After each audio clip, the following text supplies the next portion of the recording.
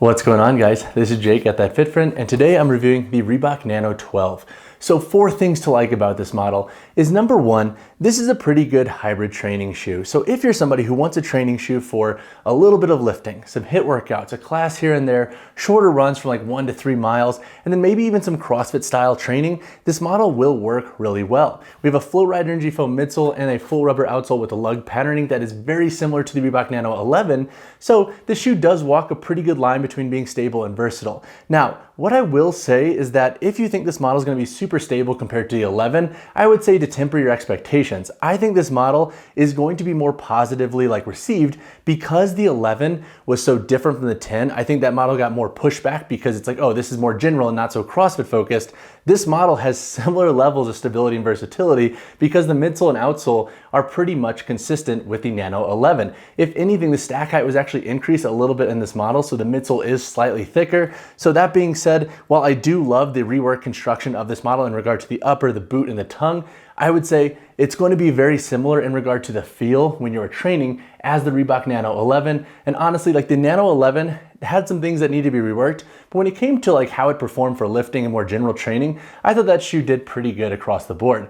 The second thing to like about this model is that they reworked the boot construction. So in the Nano 11, we got a lot of Achilles rub due to the boot coming up so high. In this model, the boot is a little bit lower. It feels like we have a little bit more internal padding on this heel counter. And so while I'm not gonna say that nobody's gonna have Achilles rub because that would be very reductionist to assume everyone's foot anatomy will work for this model, I think for the vast majority of folks who are looking into the Nano 12, you're not gonna have as much of an issue with the Achilles rub in this shoe.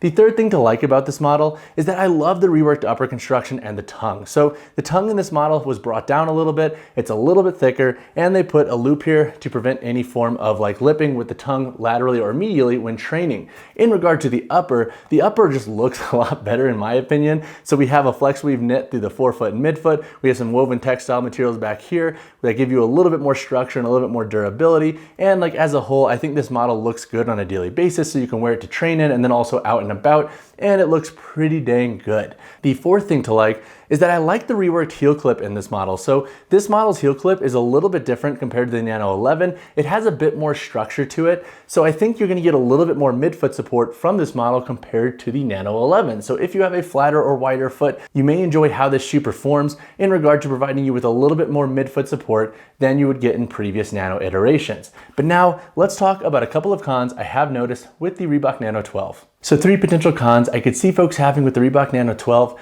is number 1, we did have a small price increase in this model. So compared to the $130 USD that the Nano 11, 10, 9 cost, this model comes in at $135 USD. And I'm curious if that's because of the materials used in this model and the supply chain issues that a lot of these companies have been facing, but we did see a small price increase there. So just note that you will be paying a little bit more for this model. I think personally the $5 is worth it, especially when you compare this model to the 11, but you will see a price increase for this shoe. The second potential con is that the laces run oddly short in this model. So if you have to crank your shoe super tight to really lock down this midfoot, and if you're even using the 7th eyelet back here for lace locking, you might find that the laces run a little short, so you may have to replace them. It's not the biggest deal for performance, but it's also why not just make them a little bit longer? The third potential con is that if you didn't like how the Nano 11 performed in regard to its stability and versatility with how the midsole and outsole interacted with your form of training, I could see you not enjoying the 12. Since we have such a similar midsole and outsole construction, you're gonna have a similar feel that you did with the Nano 11. So as you get more niche with your training, so if you're doing heavy barbell work or serious CrossFit training, you might find that you're a little bit limited in the 12. Granted, I don't think most folks are gonna have an issue here, but if you are super niche with your training and you didn't like how the Nano 11 performed in regard to how its midsole and outsole interacted with your training, you might have an issue with this model. Overall though, I do think this shoe is a step in the right direction, especially for where Reebok is now taking the Nano line. But now let's talk about the performance of the Nano 12. Hey, if you're new here, consider subscribing to the channel. It's free, takes 2 seconds, and it helps the channel grow. Plus, I publish a lot of training shoe and training content, so if you love those verticals, I think you're gonna enjoy the channel. But now let's get back to the review. So when chatting on the performance of the Reebok Nano 12, I'm gonna break this section into a few different parts. I'm gonna talk about lifting, versatile training, shorter runs, and then daily wear. In the context of lifting, this model did an exceptional job across the board, and I think for most recreational lifters, this shoe will work really well. So if you plan to do some barbell training, some free weight training, some machine work in this model, you should get a good amount of stability to where it's going to support your training needs across the board. So when working with the 405-pound squats and 505-pound deadlifts, I did not have any glaring stability issues when physically working through those sets. Now I will say, I did notice some compression when walking back the weight in my heavier squats, but when physically squatting, the stability in this shoe is fine. So that being said, I do think for most recreational lifters, the stability you're gonna get from this midsole and outsole are gonna be plenty fine for your training needs. I also like the width of the forefoot and how you can really splay those toes in things like deadlifts and cleans and grip the floor. For versatile training, I also really like this model, and that's for 3 key reasons.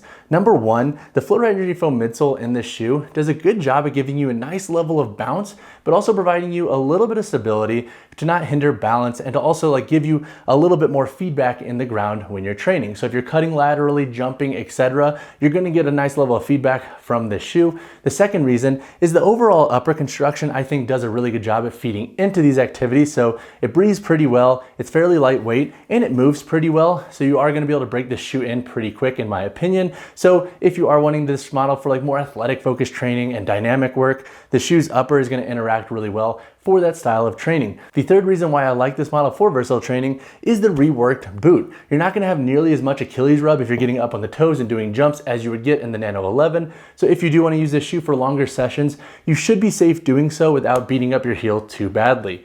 For shorter runs, this model works pretty well and it performs similarly to the Nano 11. The Nano 11 is a cross-training shoe that I would use for a mile or two here and there when I wanted to tack on a few miles before or after my workouts, and this model is very similar. If you want to tackle 1 to 2 to 3 miles in the shoe, you should be safe doing so, and it's not going to overly beat your feet up. Plus, I like the tread patterning for both indoor and outdoor running. On a daily wear basis, I also really like this model. Besides it just being a good looking shoe, the midsole, outsole, and heel clips I think make it a good model for rocking out and about, wearing all day, or standing for longer periods. You get a little bit of midfoot support here with that heel clip, and the midsole and outsole don't beat you up if you're wearing the shoe all day, and with the width of this model, you don't feel like your feet are overly cramped. So this is a good shoe, I think, for standing or walking for longer durations if you plan to use your training shoes for a daily wear shoe as well. So now let's answer the question, who are these best for? So I think if you're somebody who varies their training a lot on a weekly basis, doing things like lifting, classes, HIIT workouts, shorter runs, CrossFit here and there, or if you're an athlete needing a shoe that can work really well in athletic focused settings, this model will work really well for the context of your needs. It's not overly stable to where it's gonna beat your feet up, but it's not overly cushiony to where you can't lift in them. So this model does walk a fine line between being a good general training shoe for a little bit of everything. So if you do need that style of shoe, the Nano 12 is definitely worth looking into. So when it comes to sizing and fit in the Reebok Nano 12, there's been a lot of mixed messaging about this model. Should you go true to size? Should you size down a half size? The sizing of this shoe is similar to the Nano 11. So whatever you wear in the Nano 11, I would suggest going for in the Nano 12.